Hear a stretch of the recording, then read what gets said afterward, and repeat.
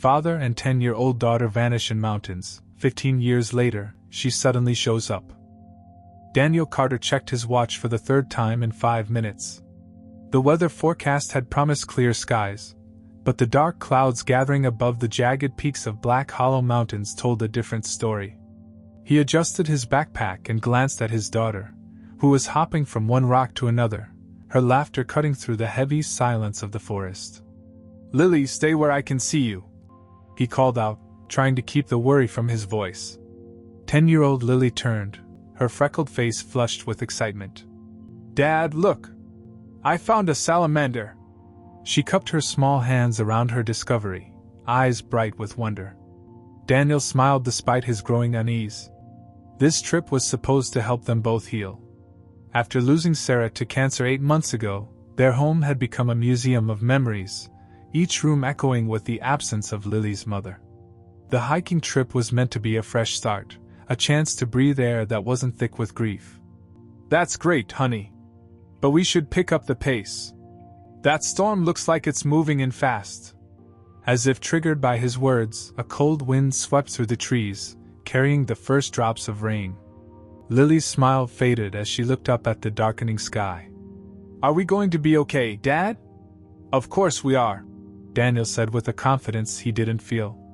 He pulled out the trail map, now slightly damp from the increasing rainfall. "There's a ranger station about 2 miles ahead. We'll wait it out there." The rain intensified with alarming speed, transforming from gentle drops to angry sheets in minutes. The trail, once clearly marked, became treacherously slick with mud. Daniel held Lily's hand tightly as they navigated the increasingly difficult terrain. "I'm scared," Lily whispered, her voice nearly lost in the howl of the wind. "I know, Lil. But I've got you. I won't let anything happen to you." Daniel squeezed her hand, remembering the promise he'd made to Sarah in her final moments. "I'll keep her safe. Always." Visibility deteriorated rapidly as fog rolled in, thick and disorienting. The trees that had seemed friendly and majestic now loomed like silent sentinels, their outlines blurring and shifting in the mist. Daniel stopped, trying to get his bearings. The map was useless now, soaked through and torn. "Dad, what's that sound?" Lily asked, tugging at his jacket. At first, Daniel heard nothing beyond the pelting rain and rumbling thunder. Then it reached him, a low, persistent humming, like an electrical transformer but somehow deeper, more primal. It seemed to vibrate through the ground beneath their feet. "Probably just the storm," he said, though he knew it wasn't. Something about the sound made the hair on his arms stand on end. "It's coming from over there." Lily pointed toward a strange rock formation barely visible through the fog. Unlike the other boulders scattered throughout the forest, these were arranged in an almost perfect circle, their surfaces smooth and dark, glistening with rainwater. "We should keep moving," Daniel said, trying to guide Lily away. But she resisted, her eyes fixed on the rocks. "Dad, look! They're glowing." Daniel blinked, certain his eyes were playing tricks on him. But Lily was right.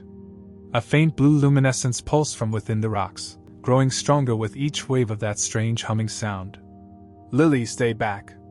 Daniel reached for his phone to document what they were seeing, but the screen was dead, though he'd charged it fully before their hike. The humming intensified, and with it, the light from the rocks. The air around them began to shimmer and distort, like heat waves rising from hot asphalt. Daniel felt a pressure building in his ears, a sensation of being pulled toward the center of the rock circle. "We need to go. Now!" He grabbed Lily's hand and turned to run, but his feet felt impossibly heavy, as if the ground itself was clinging to him. "Dad!" Lily screamed, her voice sounding distant despite her being right beside him. "Something's happening!" The world around them warped and fractured. Trees stretched and compressed like images in a funhouse mirror. The rain seemed to slow, individual droplets hanging suspended in the air. "Hold on to me!" Daniel shouted, pulling Lily into his arms. He could feel her trembling, her small body pressed against his chest. The humming reached a crescendo, painful in its intensity. The blue light from the rocks flared, blinding them. Daniel felt a violent lurch, as if the earth had dropped away beneath his feet. Lily's scream mingled with his own as they fell, not down, but through, like plunging through a membrane between worlds.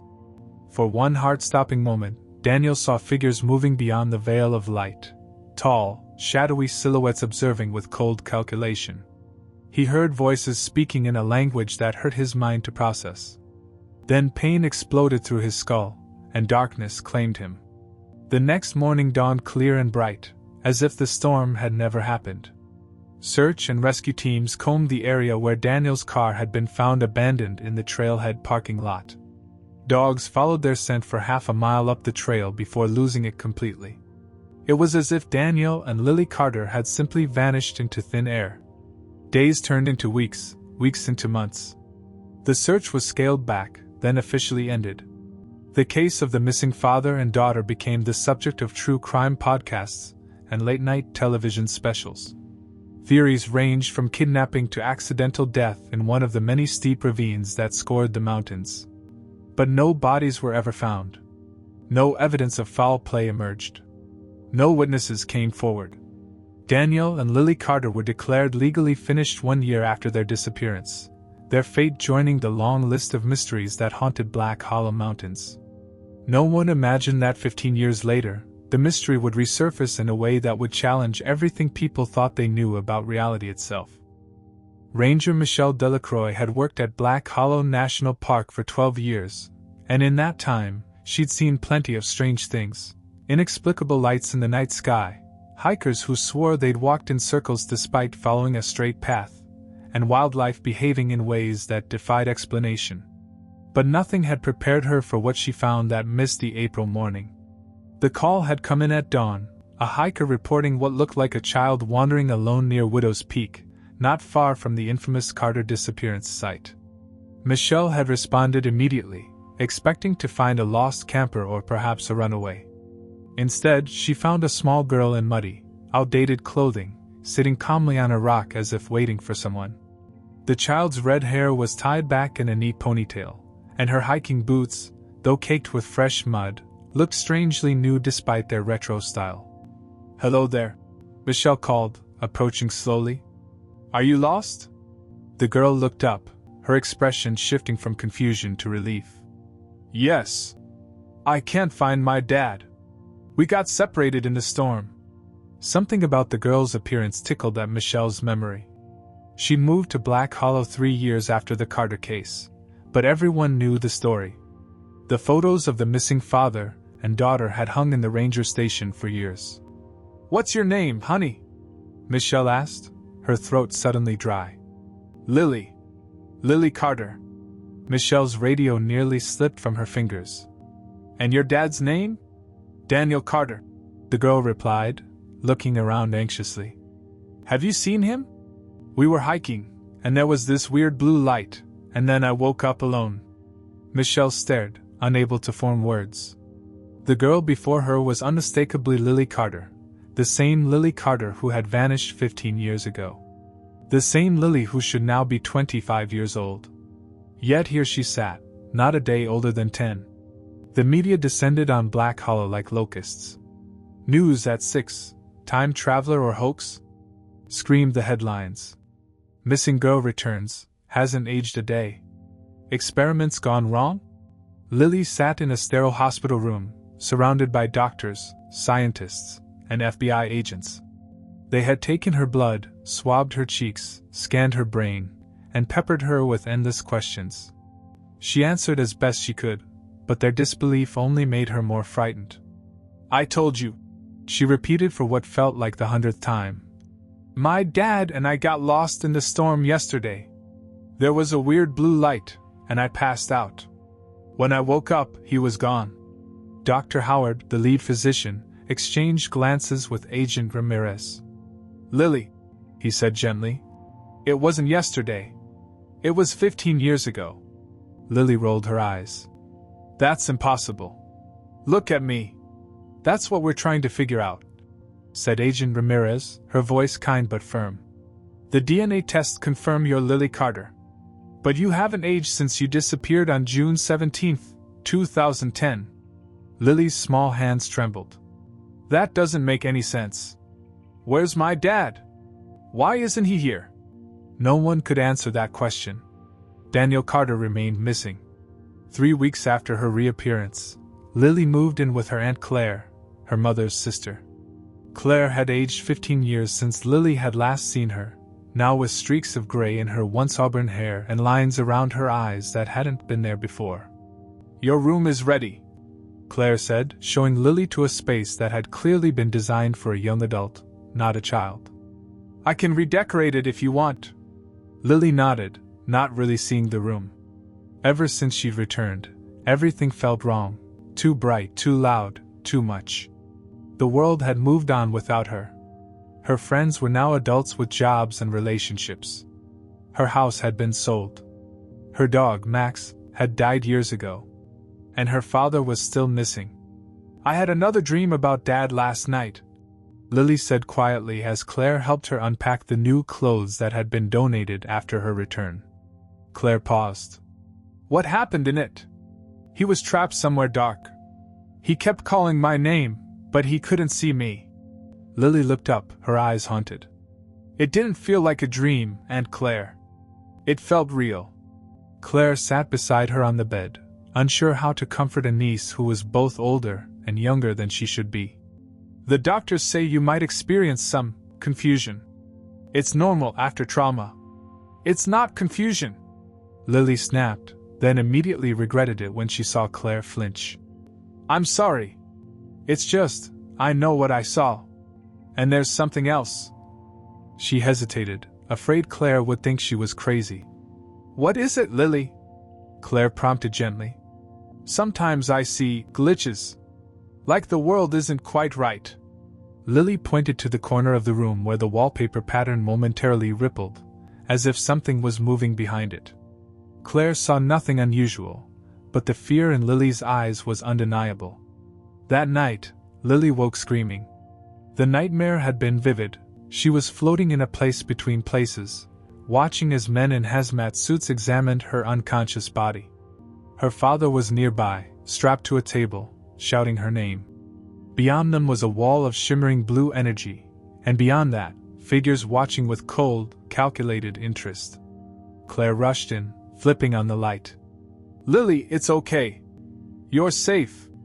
But Lily could only stare in horror at the woman standing behind her aunt, a translucent figure with her own face, but older, scarred, her eyes filled with desperate warning. "They're coming back for you," the apparition mouthed. "They know you escaped." Then, like a television switching channels, the figure was gone. But on the wall where it had stood, written in condensation that shouldn't have been possible in the dry room, were 3 words. "Find the physicist." "Lily?" Claire's voice seemed to come from far away. "What are you looking at?" Lily blinked, and the writing was gone. But the message remained burned in her mind. "I need to find someone," she whispered. "Someone who understands what happened to me." She didn't tell Claire about the writing on the wall, or about the older version of herself. Some truths were too terrifying to share, especially when Lily herself didn't understand what they meant. All she knew was that her father was still out there, somewhere beyond normal reality. And something else was out there too, watching and waiting. The world wouldn't stop glitching. Lily sat in Dr. Matthews' office, trying to focus on the psychiatrist's questions, but her attention kept drifting to the bookshelf behind him where the spines of medical journals repeatedly flickered between different titles. "Lily?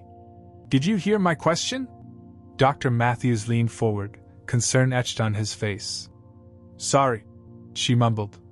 "What did you ask?" "I asked if you're still having those dreams about your father." Lily nodded. The dreams had become more frequent, more intense. Every night she saw her father in that strange, dark place, growing older while she remained the same. In the latest dream, his hair had turned completely gray, his face gaunt and lined with suffering. "He's trying to reach me," she said. "Something's keeping him trapped." Dr. Matthews made a note. "These dreams are a natural response to trauma. Your mind is trying to process your father's absence." Lily bit back her frustration. No one believed her. Not Dr. Matthews, Not the endless parade of scientists who treated her like a lab specimen, not even Aunt Claire, who tried her best but looked at Lily with growing worry when she thought Lily wasn't watching. "I'm not crazy," Lily insisted.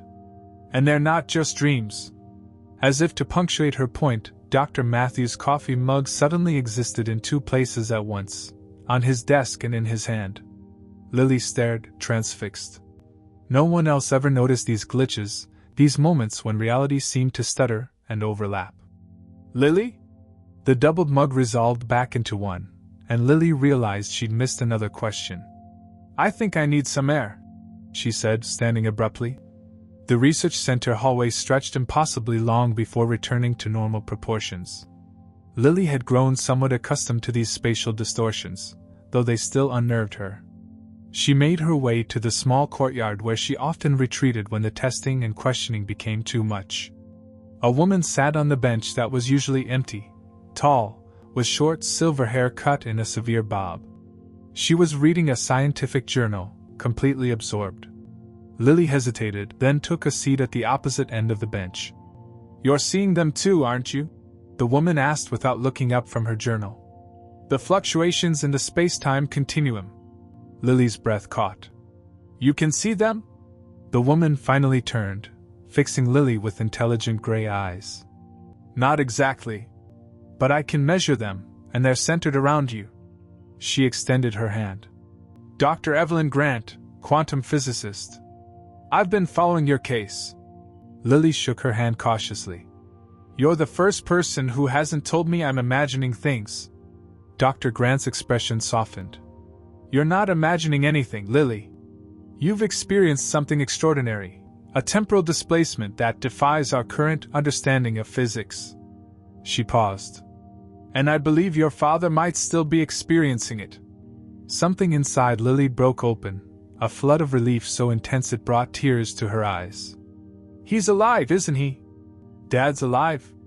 "I believe so, yes. But not in our reality, not completely." Dr. Grant glanced around to ensure they were alone. "The team analyzing your case is focused on the wrong questions. They're asking how you survived 15 years without aging. I'm asking where those 15 years went."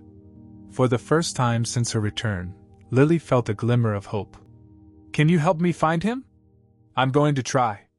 But first, I need to understand what you're experiencing. These glitches you see, can you describe them?" Lily took a deep breath. "It's like reality isn't solid. Sometimes things exist in two places at once. People flicker, like bad television reception. Rooms stretch or shrink. And sometimes..." She hesitated, not sure if she should reveal everything. "Sometimes what?" Dr. Grant prompted. "Sometimes I see myself. An older version. She's trying to tell me something, but I can only catch bits and pieces." Dr. Grant's eyes widened. "Fascinating. A temporal echo, perhaps. Or a quantum ghost." She pulled out a small device that resembled a cell phone. "May I?" When Lily nodded, Dr. Grant ran the device over her. It emitted a soft beeping sound that accelerated near Lily's temples. "Just as I thought. You're exhibiting Cronin radiation. It's extremely rare, usually only detected around theoretical time anomalies." She pocketed the device. "Lily, I believe you're experiencing a state of quantum superposition. Part of you is here, but part of you is still elsewhere. In the place where my father is trapped? Possibly. We need to find out more about what happened to you both." Dr. Grant looked troubled. "The message you mentioned, find the physicist. That was meant to lead you to me. It means whatever happened to you was deliberately engineered. Someone wanted you to escape, to find help." A chill ran down Lily's spine. "Who?" "I don't know. But I have a theory about where to start looking." Dr. Grant lowered her voice. "Black Hollow Mountains has a history that predates the national park. During the Cold War, there was a research facility buried deep within the mountain range, a joint venture between military intelligence and a private research group called Kronos Initiative." Lily felt a jolt of recognition at the name, though she was certain she'd never heard it before. "Their work was classified, but rumors suggested they were studying temporal anomalies in the region. Local folklore about people who disappeared and reappeared years later without aging. Sound familiar? Before Lily could respond, a searing pain shot through her head. The courtyard around them darkened, and for a moment, she saw figures in dark suits standing around them, observing with cold detachment. "They're watching us," Lily gasped, clutching her head. Dr. Grant looked alarmed. "Who? Lily, what do you see?" But the vision was already fading, leaving behind a single clear memory that hadn't been there before. A concrete bunker door built into the side of a mountain, marked with a symbol that looked like a shattered clock face. "I know where we need to go," Lily whispered as the pain subsided. "I've been there before." Dr. Grant studied her with newfound intensity. "Then it's time we return to Black Hollow Mountains. Your father has waited 15 years. I think he's waited long enough." In that moment, reality seemed to solidify around Lily for the first time since her return. The path ahead was fraught with danger and uncertainty, but it was a path that led to her father. And that was enough. Black Hollow Mountains loomed against the twilight sky, their jagged silhouettes darker and more forbidding than Lily remembered. The documentary crew that Dr. Grant had arranged, 3 people with equipment that looked more military than media, kept a respectful distance as Lily stood at the trailhead, fighting a wave of vertigo. "Are you all right?" Dr. Grant asked, her hand steady on Lily's shoulder. "It feels like yesterday," Lily whispered. "Dad was checking the trail map right here." Julian Chun, the documentary director whose credentials seemed suspiciously vague, adjusted his camera. "Dr. Grant mentioned you've been experiencing recovered memories. If you feel comfortable sharing them on camera." "We're not here for your film," Dr. Grant cut in sharply. "We're here because somewhere in these mountains is the truth about what happened to Daniel Carter." Julian nodded too quickly. "Of course. The documentary is just a cover." "A cover for what?"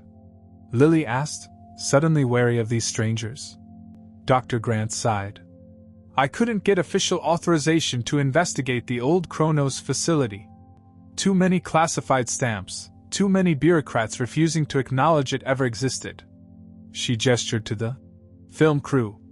"Julian and his team are former military intelligence. They'd been tracking Kronos for years. Because of the disappearances," Julian added. "Not just you and your father. There have been others, dozens over the decades. Most never returned." A chill that had nothing to do with the mountain air crept down Lily's spine. "And the ones who did return? Changed," Julian said simply. "Like you, untouched by time. But unlike you, many suffered severe mental deterioration. Some spoke of watchers on the other side." The term triggered another flash of memory. Tall silhouettes standing beyond a shimmering blue barrier, taking notes as Lily and her father were examined like specimens in a lab. "We should make camp," Dr. Grant announced, noting Lily's paling face. "We'll start the search at first light." That night, around the campfire, Julian shared what his team had uncovered about Black Hollow. "The mountain has always been strange," he explained, his voice low as if afraid of being overheard in the vast wilderness. "Native tribes avoided it, calling it the place where time folds. Early settlers reported people aging rapidly or not at all after spending nights here." He unrolled a weathered map covered in annotations. "They established Project Chronosphere. They were looking for ways to manipulate time, imagine sending messages to the past, or glimpsing future events. Weapons development," Dr. Grant added grimly.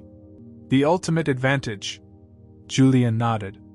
"But something went wrong. In 1972, an accident finished 12 researchers. The project was officially shut down." He paused. "Unofficially, it was privatized. The Kronos Initiative took over, continuing experiments in secret. Until they succeeded," Dr. Grant said. "I believe they opened a rift in space-time. A place where our reality intersects with something else. Something beyond our three-dimensional understanding of time." Lily stared into the flames, remembering the rock circle, the humming, the blue light. "We stumbled into it," she whispered. "Dad and me." We weren't meant to be there. Which means your disappearance was an accident. Julian agreed. But your return wasn't. Someone or something sent you back, Lily. That night, Lily dreamed of corridors that twisted in impossible ways, of rooms where gravity shifted direction, of her father running through darkness as something pursued him. She woke gasping, covered in sweat despite the cool mountain air. And she knew exactly where to go. That's not on any map, Julian said the next morning as Lily led them confidently off the marked trail, up a steep ravine that didn't appear on their topographical charts. It's here, Lily insisted, pushing through dense undergrowth that seemed to resist their passage. I can feel it. The terrain grew increasingly difficult, rock slides, fallen trees, thorny bushes that tore at their clothes. Julian's team grew visibly nervous, checking their equipment which had begun to malfunction, compasses spinning wildly, GPS devices losing signal. Then, as they crested a ridge that shouldn't have existed, they saw it, a small valley, hidden from aerial view, where a massive rock slide had half-buried what was clearly a man-made structure. A concrete bunker, its heavy door marked with the shattered clock symbol from Lily's vision. That's it, she breathed. The entrance to Kronos. As they approached, Lily noticed strange abnormalities in the landscape. Some rocks appeared to hover inches above the ground. Plants grew in accelerated time-lapse, sprouting, flowering, and withering in minutes. A bird flew past them, its motion stuttering like a film missing frames. Time distortions, Dr. Grant murmured, her scientific detachment failing to hide her awe. The barrier between realities is thin here. The bunker door was sealed with a rusted padlock that Julian's team made quick work of. As the heavy door swung open, stale air rushed out, carrying a faint electrical smell and the now familiar low humming that had haunted Lily's memories. Dad's in there, Lily said with absolute certainty. I can feel him. The group switched on their flashlights, illuminating a dusty stairwell that descended into darkness. On the wall, faded lettering read, Kronos Initiative authorized personnel only. As they began their descent, Lily felt reality ripple around her. For a brief moment, she saw the stairwell as it had been decades ago, clean, brightly lit, populated by scientists in white coats. One turned and looked directly at her, his eyes widening in recognition. Then the vision was gone, and they were alone in the abandoned facility. Or so they thought, until a raspy, distorted voice echoed from somewhere deep within the complex. Lily? Is that you? It was her father's voice, aged, changed, but unmistakable. He was alive. And he wasn't alone. The abandoned Kronos facility was a labyrinth of darkness and decay. Their flashlight beams cut through thick cobwebs and dust, revealing corridors that branched off in illogical directions. Some hallways seemed to loop back on themselves, while others ended abruptly in solid walls that Julian swore hadn't been there moments before. The spatial distortions are worse in here, Dr. Grant observed, consulting a handheld device that emitted soft, erratic beeps. The chronon radiation is off the charts. Dad! Lily called again, her voice echoing strangely, sometimes returning before she'd finished speaking. Where are you? No answer came, though they all had heard the voice earlier. Julian's team spread out, documenting everything with cameras and scanners. The facility had been abandoned in haste. Papers scattered across floors, coffee cups still on desks, chairs pushed back as if their occupants had just stepped away. In what appeared to be a control room, Dr. Grant found a bank of ancient computers, their screens dark and lifeless. If we could get these running, we might find research logs, experimental data. No power, one of Julian's team reported, checking the electrical panels. Place has been dead for decades. Yet Lily noticed small anomalies, a digital clock on one wall flickering between different times, a puddle of water on the floor that rippled with no apparent cause, a shadow that moved independent of any light source. This way, she said suddenly, drawn by an instinct she couldn't explain. She led them down a corridor where the walls were reinforced with lead shielding, past laboratories filled with equipment that Dr. Grant murmured was decades ahead of its time, even now. They reached a set of massive double doors marked with hazard symbols and warnings. Temporal containment area, extreme danger, level 5 clearance required. Julian whistled. Level 5 was reserved for the darkest Black Ops programs. Whatever they were doing here. They succeeded. Lily interrupted, placing her hand against the cold metal door. They opened a door to somewhere else. And then they couldn't close it. The doors were sealed with both electronic locks and mechanical bolts. Julian's team worked to bypass them, their tools occasionally phasing through solid matter, forcing them to try again. Time itself seemed to resist their efforts. While they worked, Lily wandered to a nearby office. Inside, she found a desk with a nameplate. Dr. Eleanor Vance, Temporal Physics Division. Something about the name sparked recognition. On the desk sat a dusty leather journal, preserved despite the years. Lily opened it, finding pages of equations and frantic notes. The gateway is unstable. Reality fractures spreading. They don't listen. They want to send people through, but we don't know what's on the other side. Later entries grew more disturbed. They're watching us. From the other side. Studying us. I see them during the experiments, taking notes, observing our reactions. What do they want? The final entry chilled Lily's blood. Containment failing. They're coming through. God help us, they've been waiting for this. The director says it's a breakthrough, but it's a breach. The Watchers have been manipulating us all along. This was never our discovery, it was their invitation. Lily! Julian called from the hallway. We've got the doors open. She clutched the journal tightly as she rejoined the group. The massive doors now stood ajar, revealing a vast circular chamber beyond. As they entered, their flashlights seemed to dim, struggling against the darkness that felt almost alive, pulsing with potential. In the center of the chamber stood what they had been searching for, a massive metallic archway, 20 feet tall, covered in intricate circuitry and strange symbols that seemed to shift when viewed directly. The arch framed empty space, yet that emptiness somehow felt more substantial than the solid walls around them. The gateway, Dr. Grant whispered, approaching it with scientific reverence and human fear. Julian's team spread out, setting up portable lights that cast long shadows through the chamber. One of them found a control console and began connecting a battery pack to it. Be careful, Lily warned, still clutching Dr. Vance's journal. The scientists who built this, they were being manipulated.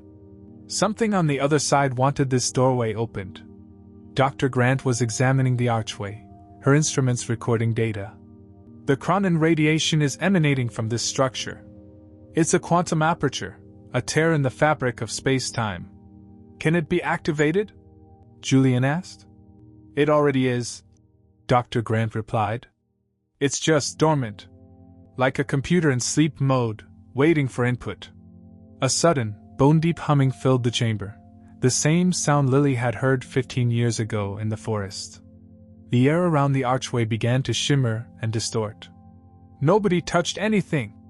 Julian shouted to his team, who backed away from their equipment. It's not us, one of them called back. It's activating on its own!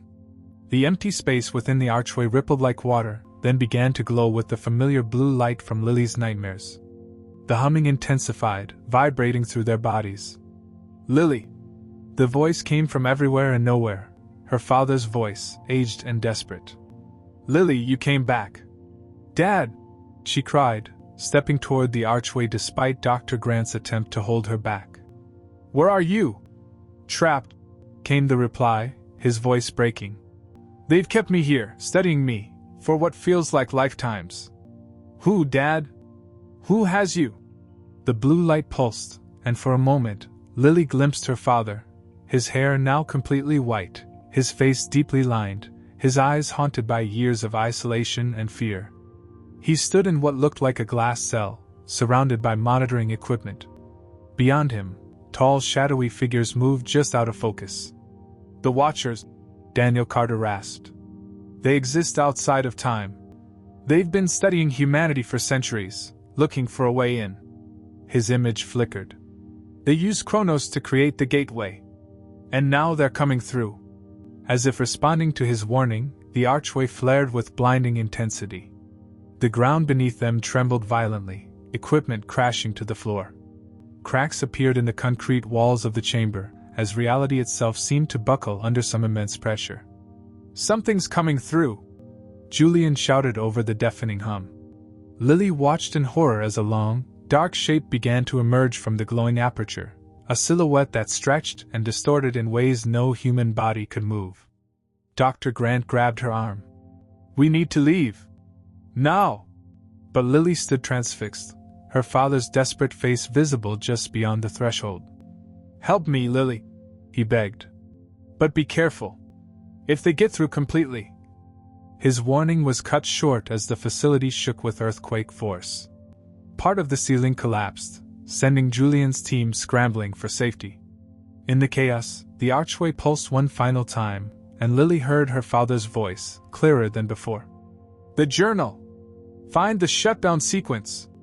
It's our only chance!" As darkness fell around them, Lily clutched Dr. Vance's journal to her chest, suddenly understanding its true importance. It wasn't just a record of the past. It was the key to saving their future. They fled through shaking corridors as the facility crumbled around them. One of Julian's team was crushed beneath falling debris while another disappeared entirely when a section of hallway simply vanished, replaced by solid wall. The laws of physics were unraveling as the gateway destabilized reality itself. They reached the surface just as dawn broke over Black Hollow Mountains, the peaceful sunrise a stark contrast to the chaos beneath their feet. The ground continued to tremble, trees swaying unnaturally, birds flying in disoriented circles. Lily clutched Dr. Vance's journal, frantically scanning the pages as Dr. Grant and Julian argued about their next move. "We need military backup," Julian insisted. "Whatever's coming through that gateway." "There's no time," Dr. Grant countered. "Look." She pointed to the sky where strange, angular clouds were forming, rotating in a pattern that defied meteorological explanation. "The distortion is spreading. If those entities establish a permanent foothold in our reality, they'll reshape it to suit themselves," Lily interrupted, looking up from the journal. "Dr. Vance discovered that the Watchers exist in multiple dimensions simultaneously. They see time as a physical space they can navigate." She turned a page covered in complex diagrams. "They've been trying to enter our three-dimensional reality for centuries, but they needed a door, the gateway." "And your father?" Dr. Grant asked gently. "They're keeping him as a sort of anchor. A bridge between our world and theirs." Lily's voice broke. "He's been conscious the entire time. 15 years of being studied, experimented on." Julian checked his satellite phone. "No signal. We're cut off." Lily turned to the final pages of the journal where Dr. Vance had sketched a series of equations and a strange sequence of symbols. "This is it. The shutdown protocol for the gateway. Dr. Vance designed a failsafe, but she was finished before she could implement it." "How do you know that?" Julian demanded. Lily touched her temple. "I can see it. Her memories, they're somehow bleeding into mine." She looked at Dr. Grant. "The time distortions are getting worse. Past, present, future, they're collapsing together. We have to go back down there," Dr. Grant said, her scientific detachment giving way to resolute determination. Julian stared at her in disbelief. "If we don't close the gateway," Lily said, "everything dies. Not just us, all of reality as we know it." The decision made, they re-entered the facility, navigating through increasingly unstable passages where gravity shifted unpredictably and walls phased in and out of existence. The central chamber had transformed, the gateway now a swirling vortex of blue energy, widening with each pulse. Through it, they could see glimpses of a world that defied comprehension, impossible geometries, structures that seemed alive, and the silhouettes of the Watchers, moving with predatory anticipation. Daniel Carter hovered at the threshold, suspended in a state between worlds. His eyes found Lily's, recognition and love breaking through his torment. "Lily," he called, his voice distorted by the barrier between realities. "You've grown so much." "Dad," she choked, tears streaming down her face. "I'm going to get you out." Dr. Grant worked frantically at the console, inputting the sequence from Vance's journal. The gateway can be reversed, she explained. Instead of letting them through, we can pull your father back. But the moment we activate the shutdown sequence, they'll know. Julian finished, positioning himself with his weapon trained on the widening aperture. And they'll try to stop us. Lily stared at her father, noticing for the first time the mechanical implants embedded in his skin, the strange symbols carved into his flesh. What did they do to you? They've made me like them, Daniel replied, his voice breaking. Not fully human anymore. That's why they chose me, Lily. My connection to you, it's powerful. They used it to study you after you escaped. I don't understand, Lily said. How did I escape when you couldn't? Because I helped you, Daniel said, his expression haunted. I created a temporary rupture, just long enough for you to slip through. But the time differential, I couldn't control it. For me, it's been 15 years. For you. Just a moment, Lily finished. Dr. Grant looked up from the console. It's ready. I can reverse the gateway polarity and initiate the shutdown sequence. It should pull Daniel through and seal the rift permanently. Should? Julian echoed.